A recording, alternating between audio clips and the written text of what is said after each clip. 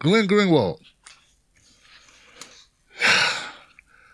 I want to do this straight. It's just getting ahead of me. It's like emotional in a way, you know, because like there aren't many things that are more like kind of like disgusting than this story. Okay, Glenn Greenwald says mainstream media is desperate to see Trump lose. Glenn Greenwald resigned or is pending a resignation from the Intercept news site that he co-founded. Him, Jeremy Scahill, and Laura Petras, as well as from his parent company, First Look Media. And I want to read you what Mr. Greenwald said here, the reasons for his separation from the company and the organization he helped build. The Intercept's editors, in violation of my contractual right of editorial freedom, censored an article I wrote this week, refusing to publish it unless I removed all sections critical of Democratic presidential candidate Joe Biden. The candidate, which is vehemently supported by all the New York-based Intercept editors involved in this effort of suppression. So Greenwald, one of the reasons that Greenwald is resigning is that the editors of the news outlet that he co-founded don't want him to print an article, don't want to publish an article by him that is critical of Joe Biden. That's what we get. That's what it says. A lot of people I saw report on this, and that gets to this part. I'm gonna link this up, guys, this article, because you need to read it. This is Glenn Greenwald in his own words. Not only did they not want to print his article, they wanted to censor it. They wanted to pull out all references to Joe Biden that were negative from his investigation. They sanctioned him and said he could not go print that article somewhere else.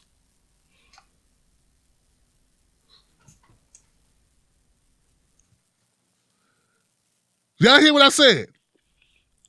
Not only did the news outlet that he co-founded on the sole purpose, one of the sole purposes, one of the pillars of founding this news outlet was to combat censorship, was to speak truth to power, was to put out articles that others wouldn't dare put out, was to tell the truth in a way that was unflinching, uncompromising, in the great tradition of journalism of those who've gone before us who were true journalists.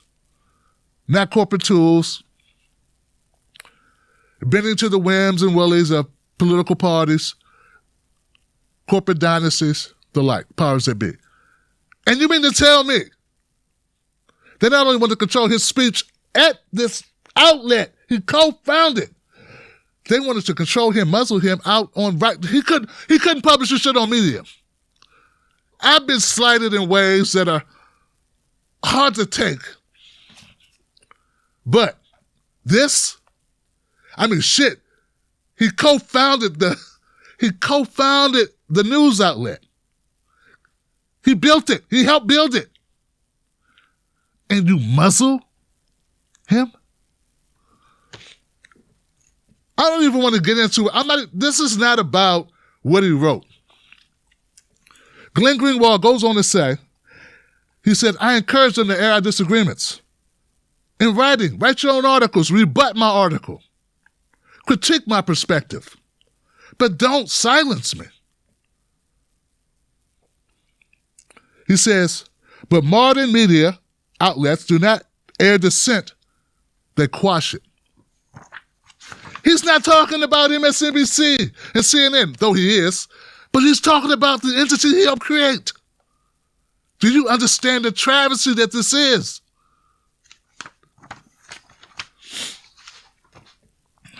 This is a level of repugnant, a level of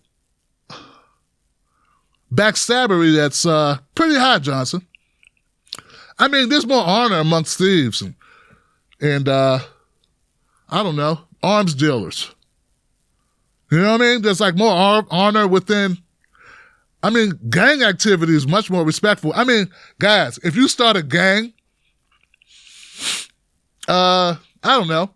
I don't even want to joke. I don't want to joke. I'm wearing the wrong color to joke. My point being that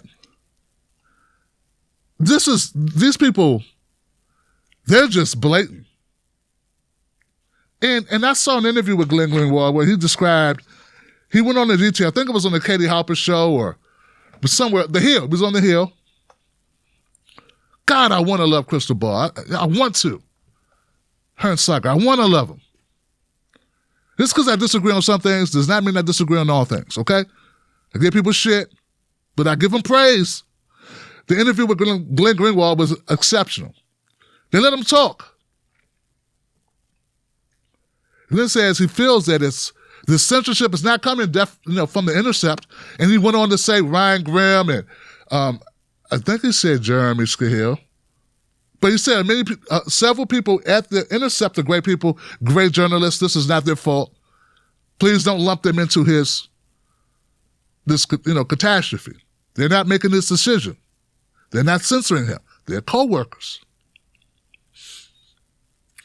But he says that the Intercept is folding under the pressure, the immense pressure preemptively, because he hadn't published it yet.